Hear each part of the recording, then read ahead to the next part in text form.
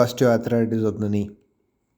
In Indians, primary osteoarthritis of the knee joint is more common than the secondary osteoarthritis. It is perhaps due to the frequent need of squatting and sitting cross legged. It is commonly seen in middle aged obese females, however, males are not exempted. Causes of primary and secondary osteoarthritis: knee, primary osteoarthritis, repetitive weight bearing or prolonged weight bearing on the susceptible joints, competitive sport with inadequate rest periods, excessive sedentary attitude and obesity, multiple endocrinal disorders, multiple metabolic disorders.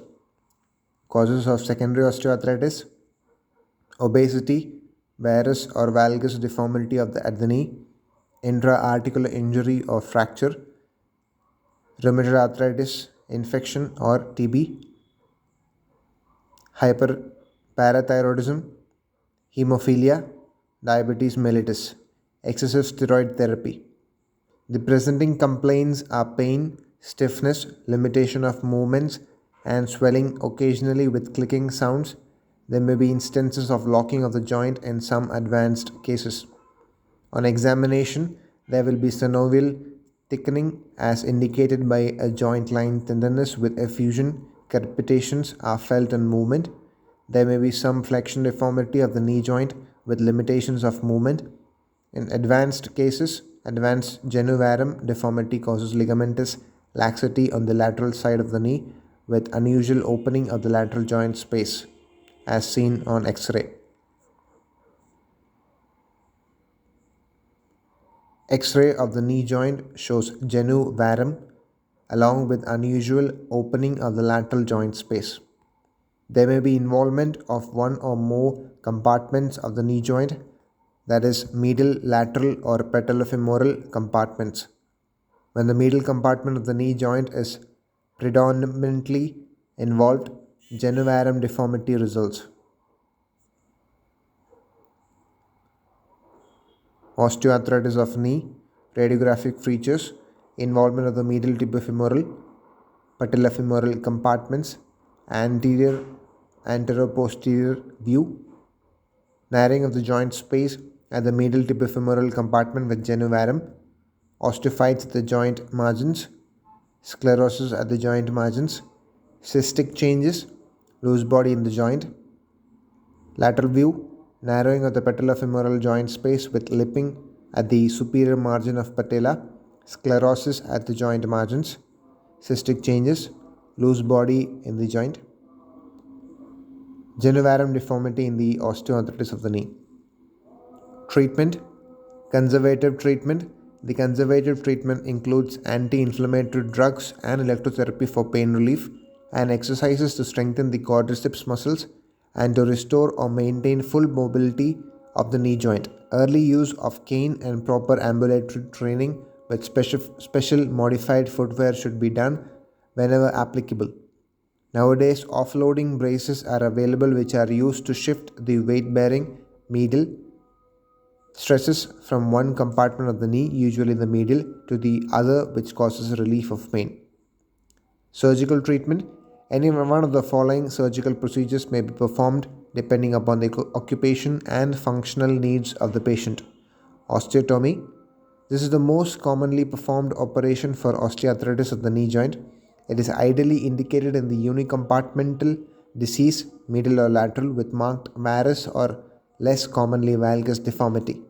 The high tibial osteotomy is performed 2 cm distal to the tibial articular surface but proximal to the tibial tubercle, that is, proximal to the insertion of the ligamentum patellae. The genu varum deformity, which is more common, is treated either by a closed wedge osteotomy or by an open wedge osteotomy with internal fixation. Femoral osteotomy may be performed for the deformity of the genu valgum. The osteotomy may be fixed internally by staples or special plates or immobilized in an above knee or cylindral plaster cast. By doing an osteotomy, the deformity varus or valgus is corrected, thereby redistributing the load from the medial compartment of the knee. It helps in relief of pain in majority of the patients. Post-operatively, the knee is immobilized in a plaster cast for a period of 3 weeks where staples have been used for internal fixation, or for 6 weeks where no staples are used. Weight bearing in the plaster may be allowed at the end of 4 to 6 weeks in the latter case. After removal of the plaster, knee immobilization is initiated. Full weight bearing is permitted after 8 to 10 weeks. Arthrodesis. It provides a pain-free, stable but stiff knee joint. It is, however, not performed generally for osteoarthritis of the knee joint, where alternatives of providing a mobile joint such as arthroplasty are available. Arthroplasty, total knee joint replacement, indicated in elderly patients with marked disorganization of the joint due to osteoarthritis. It is discussed in detail elsewhere. Arthroscopic surgery. Arthroscopic surgery is employed more often in the treatment of mild to moderate degree of osteoarthritis of the knee joint. The arthroscopic procedures include lavage of the joint with removal of osteochondral loose bodies, shaving of the osteophytes, and the removal of degenerated and frayed or torn menisci. These procedures, however, provide temporary relief from pain.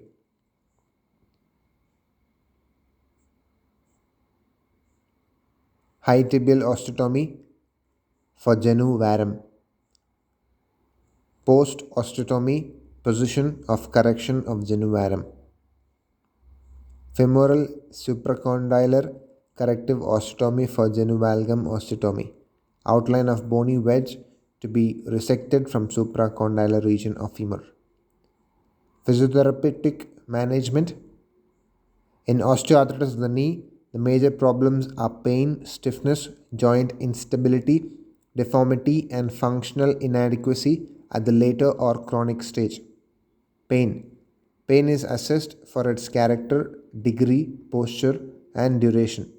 Pain is usually noticed when the degenerated joint is exposed to compressive forces. In some patients, pain at rest may be present due to hypervascularization of the neighboring bone. Tenderness and effusion. The size and degree are recorded. Range of movement, passive range of motion, including the end feel, is recorded. Deformity, its nature and extent are assessed at hip, knee, ankle, and foot during total weight bearing on the affected leg alone.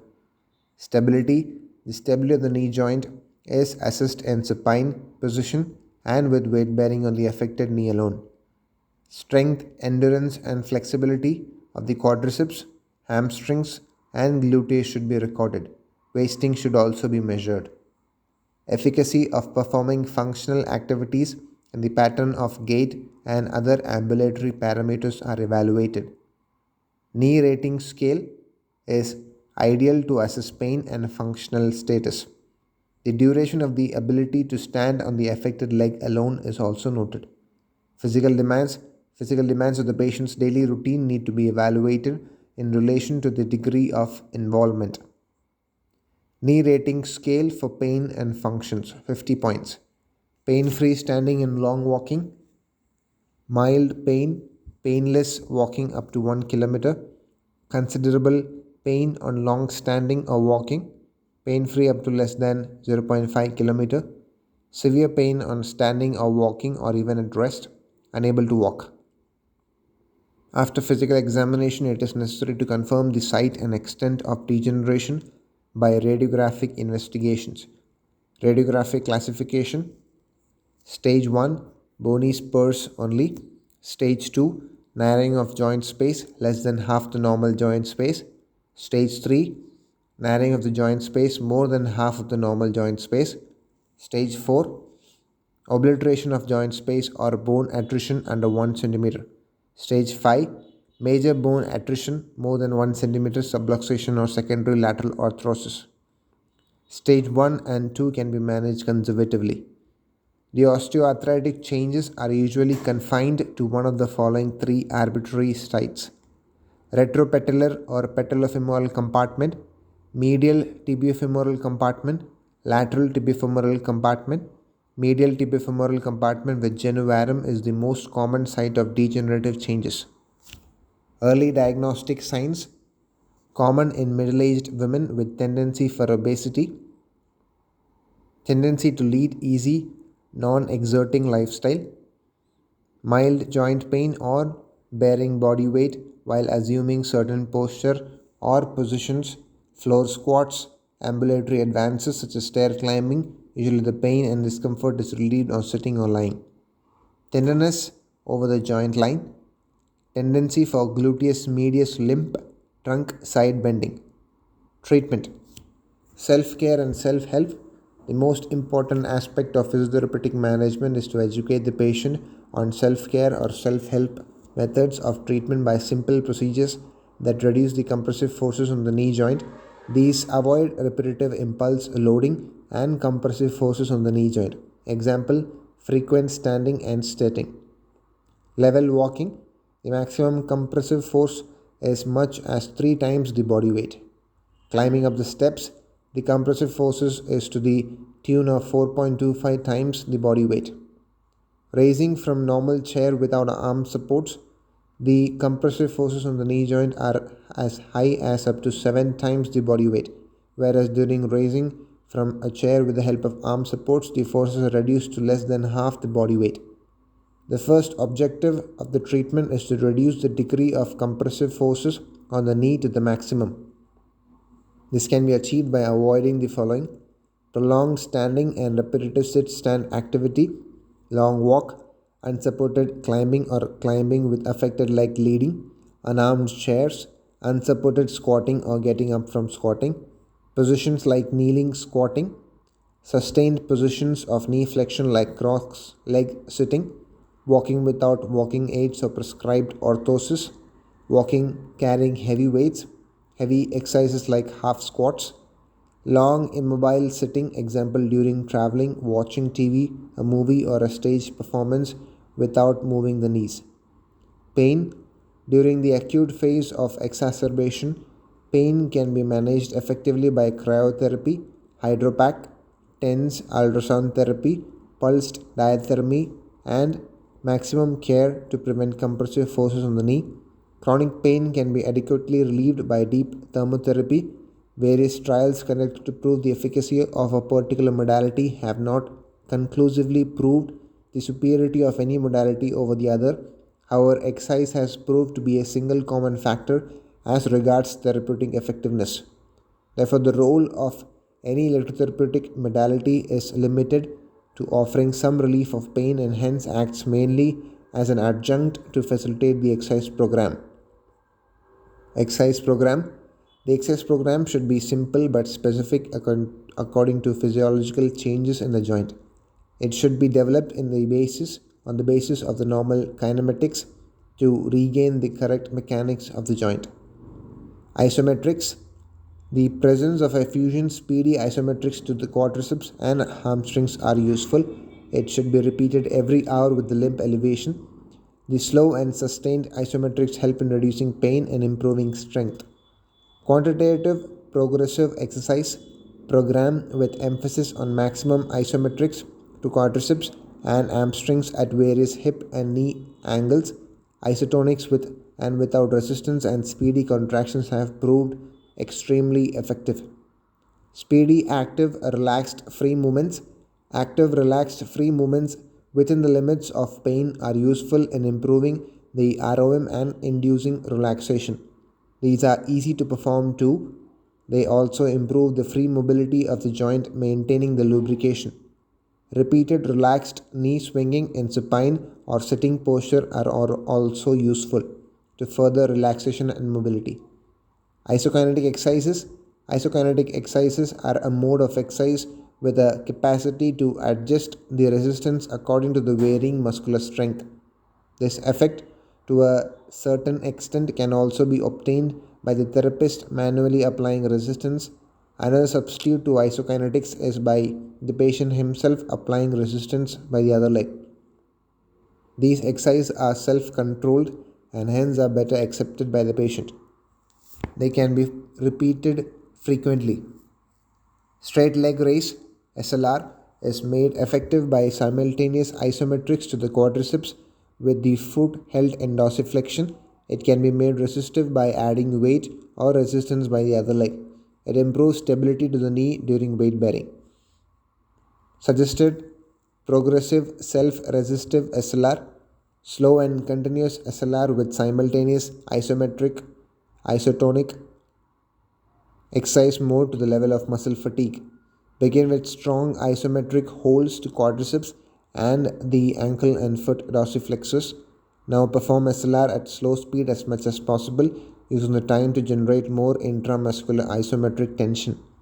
After SLR to a certain angle, which may vary according to the strength, slow, bring the leg down. Before the heel touches the bed, raise the straight leg up again. Continue repeating to the level of fatigue or pain. Advantages: it improves strength, endurance, as well as power at one go. Performing SLR at a slow speed induces early fatigue in all the participating muscle groups. It provides advantages of maximum exercise to all the participating muscle groups in a shorter period. Along with these major benefits, it will also improve the movement control for the whole limb. Hamstring stretching. Stretching of the hamstring is important to prevent knee flexion deformity. Short sessions of toe touching and long sitting are useful. Isometric co-contractions of the hamstrings along with quadriceps should be encouraged during the acute painful stage. It helps to prevent the adaptive shortening of the hamstrings, which usually begins during this stage. The exercise program should be simple, brief yet specific, and should be repeated several times. Posture, gait, and simple modifications in the assistive devices. Correct posture, near normal pattern of gait, and adequate assistive aids like cane, crutch, and orthosis have an important role in reducing the compressive forces on the knee. Modification to ease pain in functional activities. Special chair with higher sit and double arm support should be used. Ambulatory training should be provided with proper assistance, which reduces the discomfort during weight bearing. No still standing. If compelled to, then body weight should be well balanced by placing the feet with at least 12-inch wide base. Never use Indian toilet. Opt for commode sitting. Toilet and bathroom should be fitted with a handrail and toilet seat with a handle to take the body weight on the hands. Use slow and steady steps on stairs, which are provided with a bilateral handrail. If using a cane for walking, height of the assisted walking device should be at the wrist level with elbow held in extension. Adopt sustained lying repetitively to prevent developing hip flexion attitude. Wedge insole. Properly measured wedge insole provides relief by reducing the compressive forces on the affected compartment on bearing body weight. It also reduces the excessive tensile force on the opposite compartment. It has been reported to be clinically effective up to 3 radiographic stages of osteoarthritis, but not in stage 4 and 5. Therefore, wedge insole with an exterior height of 7 to 12 mm should be tried, so that the sagittal axis of the posterior part of the calcaneus is tilted laterally at an angle of 5 degrees to the floor. The period of using insole should be increased gradually to allow adaptation and continued in spite of setting in an early fatigue and discomfort. Self-resisted exercise using contralateral leg to perform isokinetic type exercises. Isometric contraction of quadriceps. Straight leg raise. Toe touching to stretch hamstrings.